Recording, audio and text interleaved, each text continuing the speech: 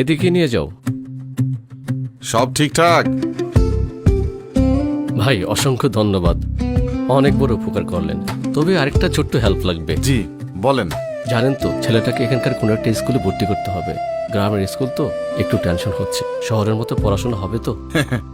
কি যে বলেন ভাই, এখন থেকে গ্রাম আর শহরের সব শিক্ষা ব্যবস্থা এক হয়ে যাবে। এই দেখেন বিএনপির নতুন শিক্ষা পরিকল্পনা।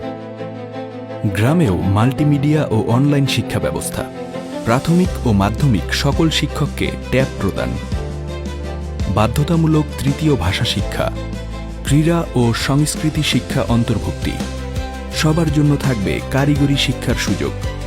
আরে বাহ, বিএনপি আসলে তো আমাদের আর কোনো চিন্তাই নেই। আমার ভোটটা চাইলে এবার আমি ধানের শীষই দেব। সন্তানের উজ্জ্বল ভবিষ্যতে ধানের শীষে ভোট দিন।